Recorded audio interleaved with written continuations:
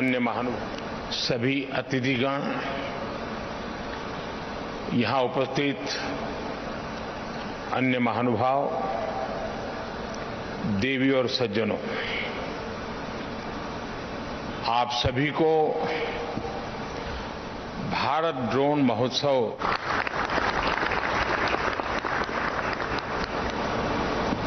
मैं देख रहा हूं कि सभी वरिष्ठ लोग यहां मेरे सामने बैठे हैं।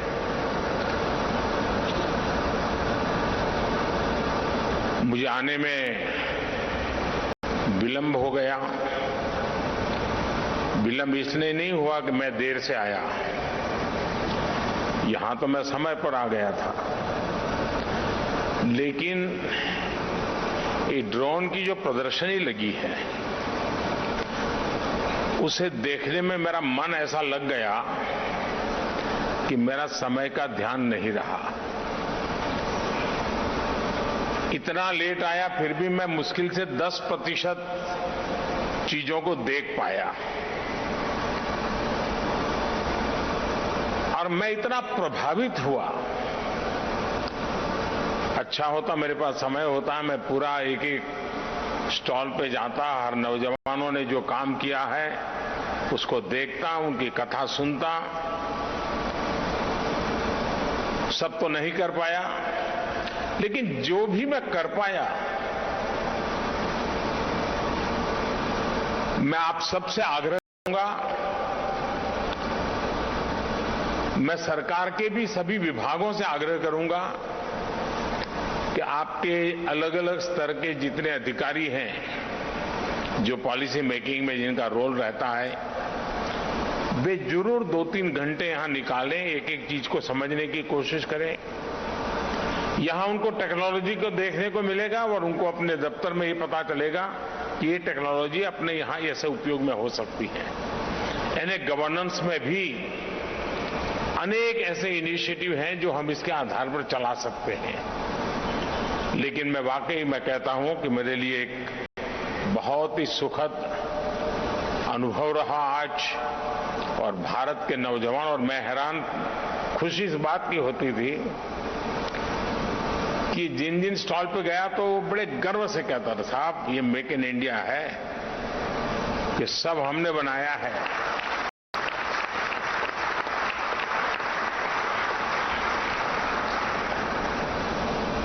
साथियों, इस महोत्सव में देश के अलग अलग हिस्सों से आए हमारे किसान भाई बहन भी हैं, ड्रोन इंजीनियर भी हैं, स्टार्टअप्स भी हैं, विभिन्न कंपनियों के लीडर्स भी यहां मौजूद हैं, और 2 दिनों में यहां हजारों लोग इस महोत्सव का हिस्सा बनने वाले हैं, मुझे पक्का विश्वास है। और अभी एक तो मैंने प्रदर्शनी भी देखी, लेकिन जो एक्चुअली ड्रोन के साथ अपना कामकाज चलाते हैं, और उसमें कई युवा किसानों से मुझे मिलने का मौका मिला जो खेती में ड्रोन टेक्नोलॉजी का उपयोग कर रहे हैं। मैं उन युवा इंजीनियर से भी मिला जो ड्रोन टेक्नोलॉजी को प्रोत्साहित कर रहे हैं। आज 150 ड्रोन पायलट सर्टिफिकेट भी यहां दिए गए हैं। मैं इन सभी ड्रोन पायलट्स को और इस काम में जुड़े हुए सभी को अनेक अनेक शुभकामनाएं देता हूं। साथियों, ड्रोन टेक्नोलॉजी को लेकर भारत में जो उत्साह देखने को मिल रहा है वो अद्भुत है। ये जो ऊर्जा नजर आ रही है वो भारत में ड्रोन सर्विस और ड्रोन आधारित इंडस्ट्री की लंबी छलांग का प्रतिबिंब है। ये भारत में एम्प्लॉयमेंट जनरेशन के एक उभरते हुए बड़े सेक्टर की संभावनाएं दिखाती है। आज भारत स्टार्टअप पावर के दम पर दुनिया में ड्रोन टेक्नोलॉजी का सबसे बड़ा एक्सपर्ट बनने की ओर तेज गति से आगे बढ़ रहा है। साथियों, ये उत्सव सिर्फ एक टेक्नोलॉजी का नहीं, बल्कि नए भारत की, नए गवर्नेंस का, नए प्रयोगों के प्रति अभूतपूर्व पॉजिटिविटी का भी उत्सव है। संयोग से 8 वर्ष पहले यही वो समय था जब भारत में हमने सुशासन के नए मंत्रों को लागू करने की शुरुआत की थी। मिनिमम गवर्नमेंट, मैक्सिमम गवर्नेंस के रास्ते पर चलते हुए ease of living, ease of doing business को हमने प्राथमिकता बनाया। हमने सबका साथ, सबका विकास के मंत्र पर चलते हुए देश के हर नागरिक, हर क्षेत्र को सरकार से कनेक्ट करने का रास्ता चुना। देश में सुविधाओं का, पहुंच का, डिलीवरी का एक जो डिवाइड हमें अनुभव होता था, उसके लिए हमने आधुनिक टेक्नोलॉजी पर भरोसा किया, उसे एक महत्वपूर्ण ब्रिज के रूप में व्यवस्था का हिस्सा बनाया। जिस टेक्नोलॉजी तक देश के एक बहुत छोटे से वर्ग की पहुंच थी, हमारे यहां मान लिया गया टेक्नोलॉजी ने एक बड़े रईस लोगों का कारोबार है, सामान्य मानव की जिंदगी में उसका कोई स्थान नहीं है। उस पूरी मानसिकता को बदल करके हमने टेक्नोलॉजी को सर्वजन के लिए सुलभ करने की दिशा में अनेक कदम उठाए हैं और आगे भी उठाने वाले हैं।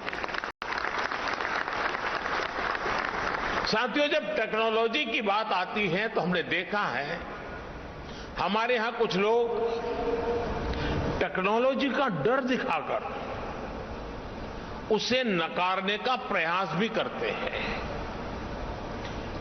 ये टेक्नोलॉजी आएगी तो ऐसा हो जाएगा, वैसा हो जाएगा। अब ये बात सही है कि एक जमाने में पूरे शहर में एक टावर हुआ करता था, उसकी घड़ी के घंट बजते थे और गांव का समय तय होता था। तब किसने सोचा था कि हर गले, हर एक की कलाई पे घड़ी लगेगी? तो जो परिवर्तन आया होगा तो उनको भी अजूबा लगा होगा। और आज भी कुछ लोग होंगे जिनको मन करता होगा हम भी गांव में एक टावर बना दें और वहां भी एक बड़ी घड़ी लगा दें। किसी जमाने में उपयोगी होगा। यानी जो बदलाव होता है, उस बदलाव के साथ हमें अपने को बदलना, व्यवस्थाओं को बदलना, तभी प्रगति संभव होती है। हमने हाल ही में कोरोना वैक्सीन के दौरान भी बहुत अनुभव किया है। पहले की सरकारों के समय टेक्नोलॉजी को प्रॉब्लम का हिस्सा समझा गया, उसको एंटी पुअर साबित करने की कोशिशें भी हुई।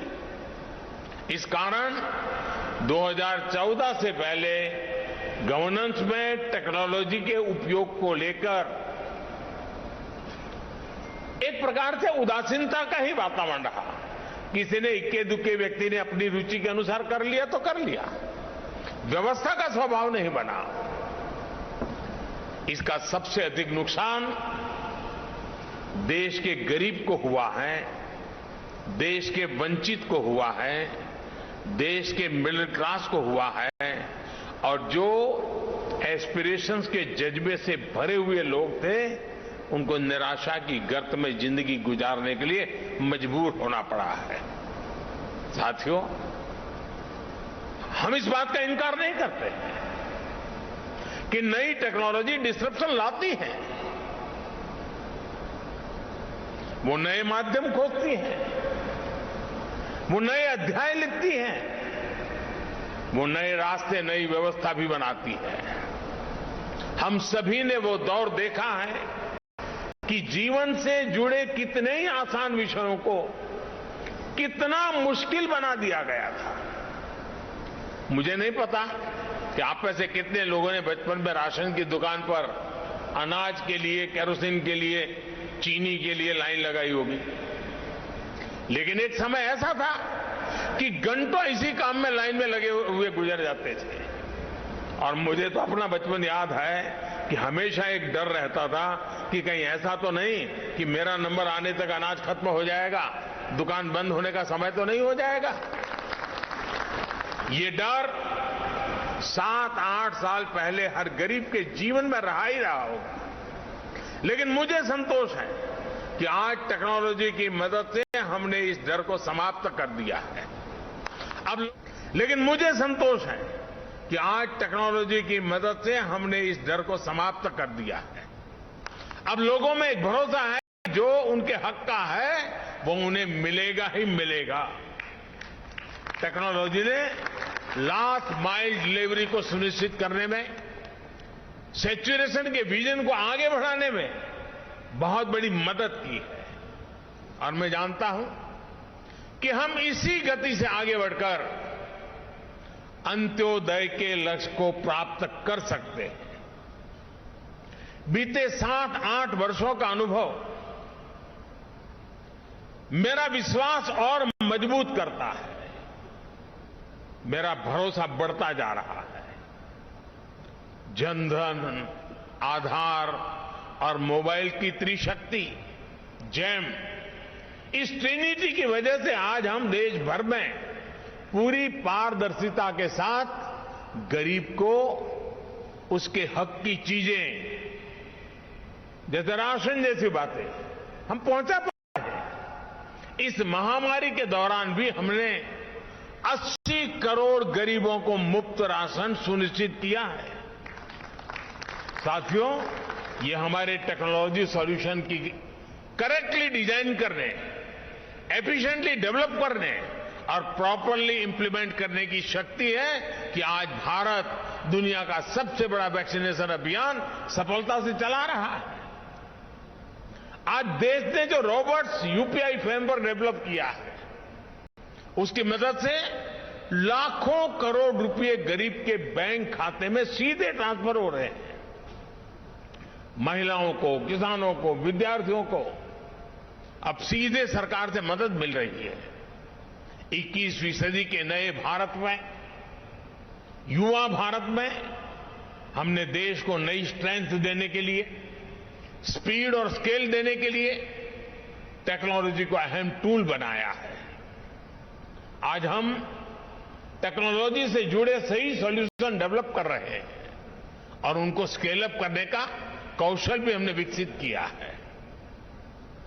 देश में ड्रोन टेक्नोलॉजी को प्रोत्साहन, गुड गवर्नेंस के, ईज ऑफ लिविंग के, इसी कमिटमेंट को आगे बढ़ाने का एक और माध्यम है।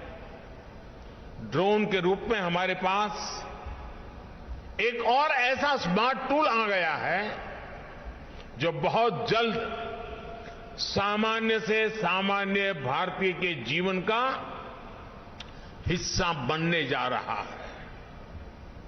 हमारे शहर हो या फिर देश के दूर दराज गांव देहात वाले इलाके, खेत के मैदान हो या फिर खेल के मैदान, डिफेंस से जुड़े कार्य हो या फिर डिजास्टर मैनेजमेंट, हर जगह ड्रोन का इस्तेमाल बढ़ने वाला है।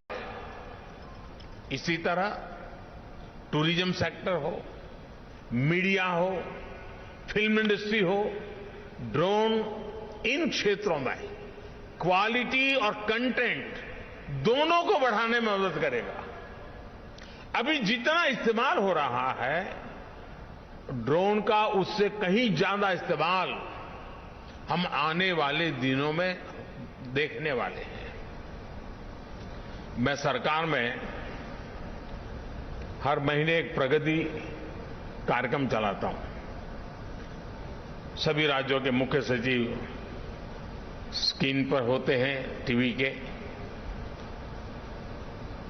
और अनेक विषयों की चर्चा होती है। और मैं उनसे आग्रह करता हूं कि ड्रोन से जो प्रोजेक्ट चल रहा है, मुझे वहां का पूरा लाइव डेमोन्स्ट्रेशन दीजिए, तो मैं बड़ी आसानी से चीजों को कोरिलेट करके वहां निर्णय करने की सुविधा बढ़ जाती है। जब केदारनाथ का पुनर्निर्माण का काम शुरू हुआ, अब हर बार तो मेरे लिए केदारनाथ जाना मुश्किल था, तो मैं रेगुलरली केदारनाथ में कैसे काम चल रहा है, कितनी तेज गति से, तो वहां से ड्रोन के द्वारा रेगुलर मेरे दफ्तर में बैठ करके उसकी जब भी रिव्यू मीटिंग होती थी तो मैं ड्रोन की मदद से केदारनाथ के डेवलपमेंट के काम को रेगुलर मॉनिटर करता था। यानी आज सरकारी कामों की क्वालिटी को भी देखना है, तो मुझे जरूरी नहीं कि मैं पहले से बता दूं कि मुझे वहां इंस्पेक्शन के लिए जाना है, तो फिर तो सब कुछ ठीक ठाक हो ही जाएगा। मैं ड्रोन भेज दूं, पता वही लेकर के आ जाता है और उनको पता तक नहीं चलता है कि मैंने जानकारी ले ली है।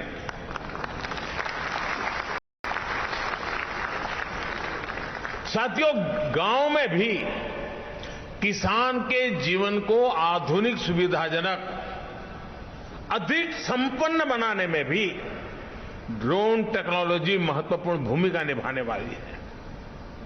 आज गांवों में अच्छी सड़कें पहुंची हैं, बिजली पानी पहुंचा है, ऑप्टिकल फाइबर पहुंच रहा है, डिजिटल टेक्नोलॉजी का अभूतपूर्व विस्तार हुआ है।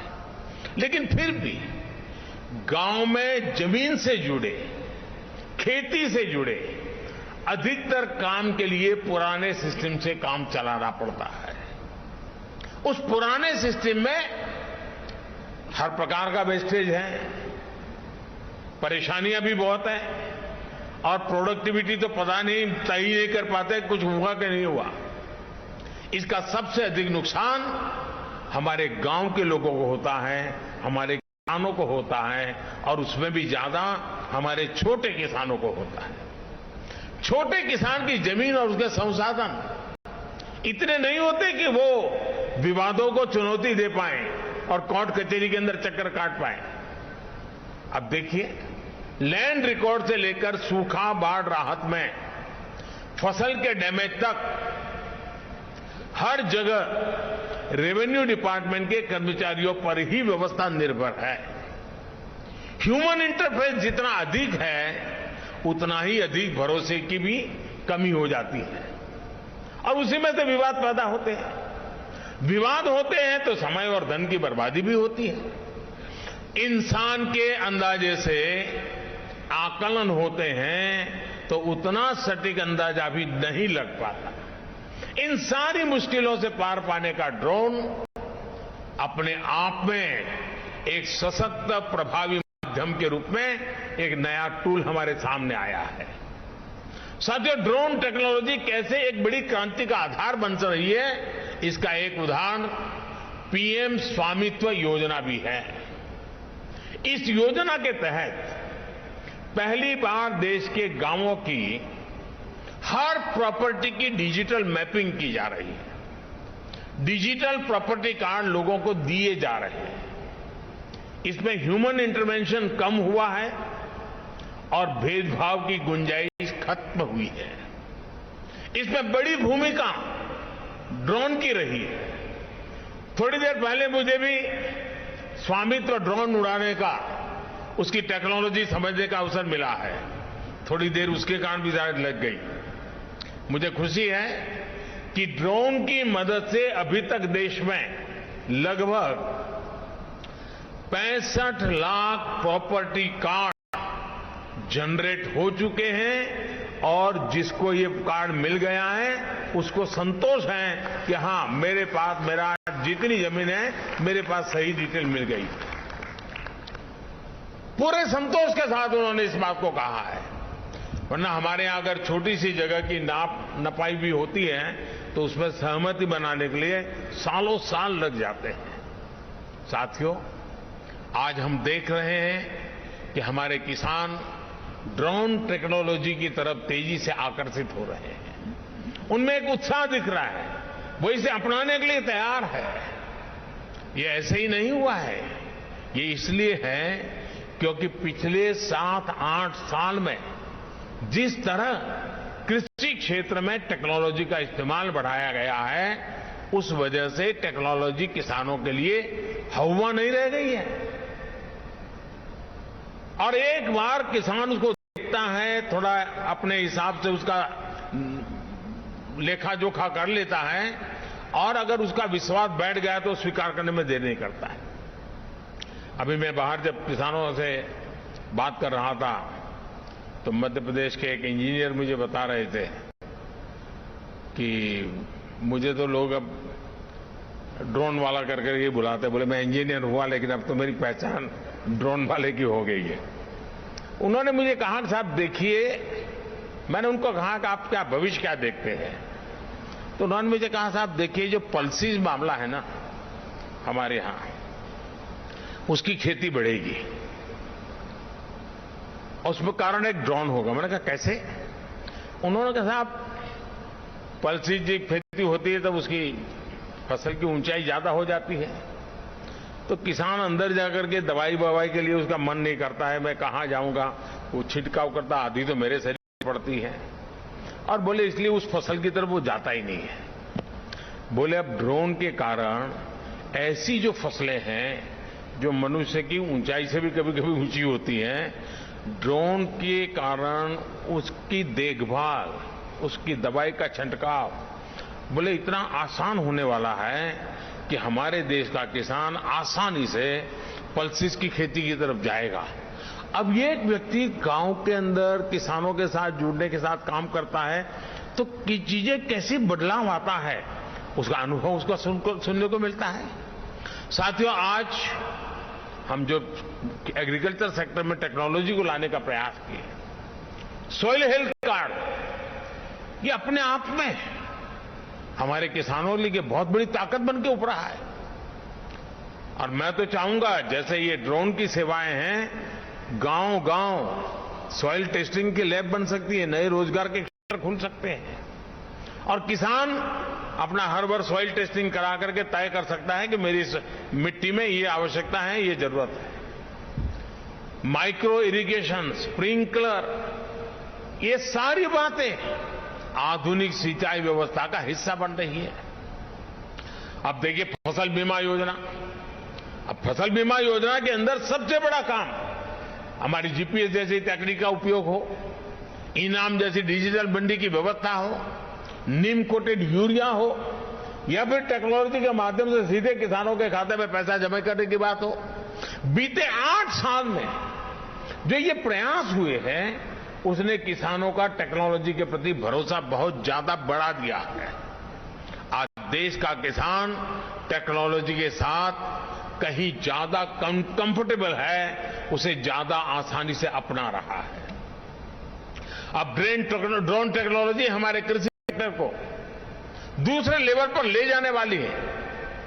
किस जमीन पर कितनी और कौन सी खाद डालनी है, मिट्टी में किस चीज की कमी है, कितनी सिंचाई करनी है, ये भी हमारे यहां अंदाजे से होता रहा है। ये कम पैदावार और फसल बर्बाद होने का बड़ा कारण रहा है। लेकिन स्मार्ट टेक्नोलॉजी आधारित ड्रोन यहां भी बहुत काम आ सकते हैं। यही नहीं, ड्रोन ये भी पहचानने में सफल होते हैं कि कौन सा पौधा, कौन सा हिस्सा बीमारी से प्रभावित है, और इसलिए वो अंधाधुंध स्प्रे नहीं करता, बल्कि स्मार्ट स्प्रे करता है।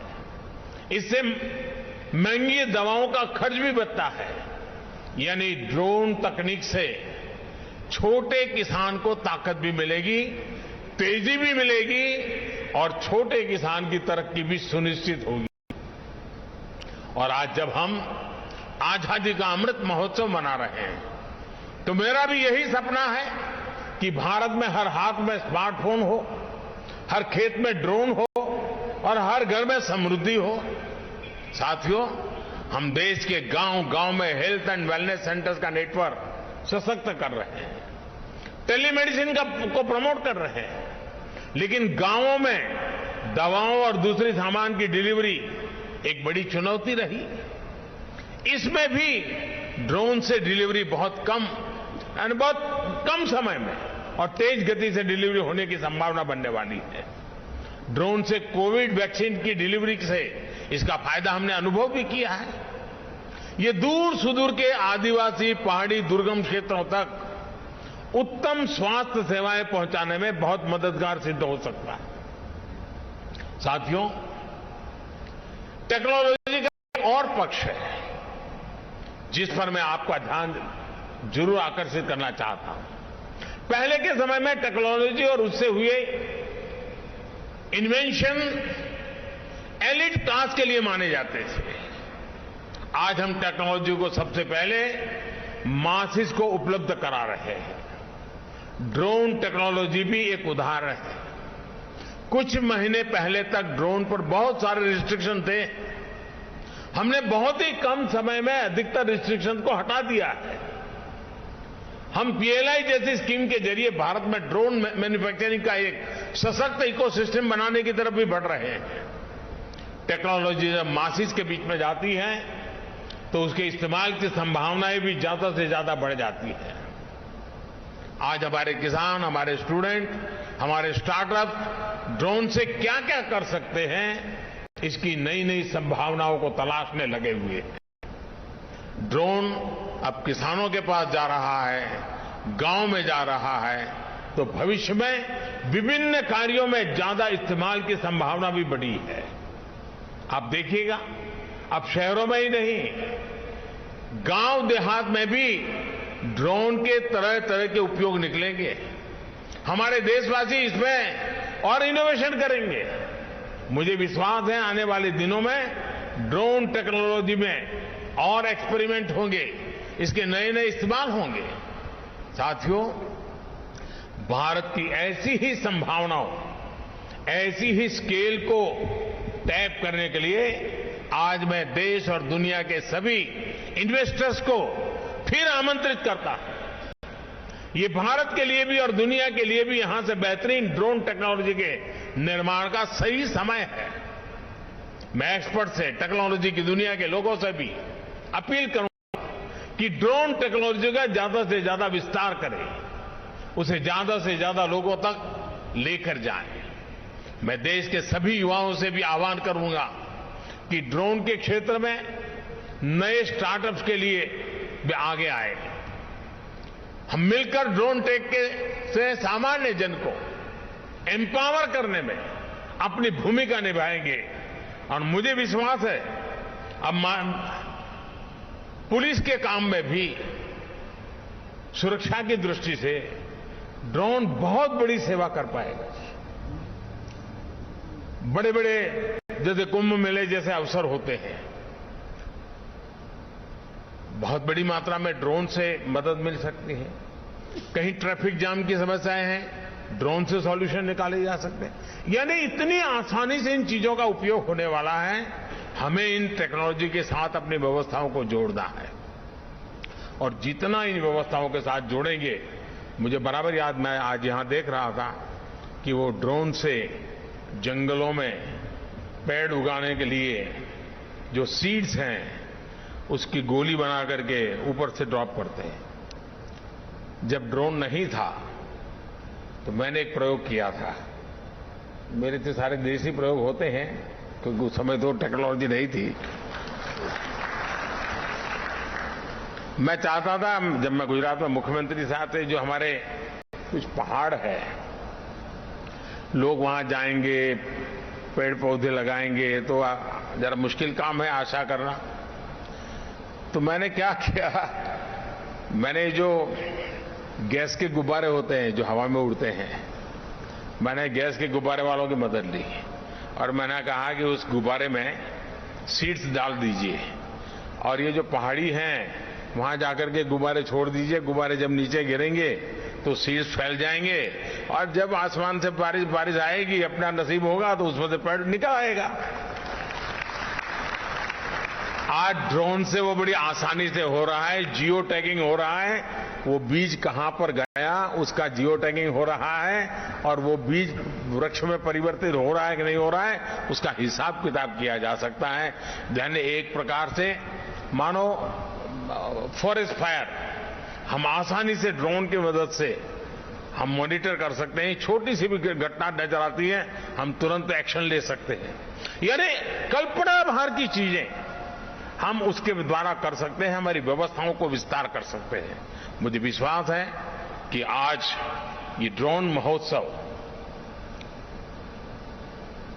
जिज्ञासा की दृष्टि से तो अनेकों को काम आएगा ही आएगा, लेकिन जो भी इसको देखेंगे जरूर कुछ नया करने के लिए सोचेंगे, जरूर उसमें परिवर्तन लाने के लिए प्रयास करेंगे, व्यवस्थाओं में जोड़ने के लिए प्रयास करेंगे और अल्टीमेटली हम टेक्नोलॉजी ड्रिवन डिलीवरी हम बहुत तेजी से कर पाएंगे। इस विश्वास के साथ मैं फिर से एक बार आप सबको बहुत बहुत शुभकामनाएं देता हूं। बहुत बहुत धन्यवाद।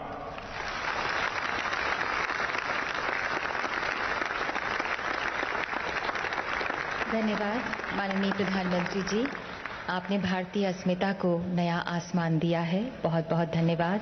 वह क्षेत्र आपके हृदय के करीब हो जाता है जहां विज्ञान और टेक्नोलॉजी का उपयोग मानव कल्याण, नागरिकों की सुविधा और देश हित से जुड़ जाता है। आपका पधारने के लिए हृदय से धन्यवाद माननीय प्रधानमंत्री जी। आपके संबोधन में हम सबको वर्तमान का प्रकाश और भारत भविष्य का उजाला साफ नजर आता है। सभी माननीय सम्माननीय मंत्रीगण का भी हृदय से धन्यवाद। आप सभी से निवेदन है, कृपया आप सभी अपने ही स्थान पर रहें। माननीय प्रधानमंत्री जी प्रस्थान कर रहे हैं।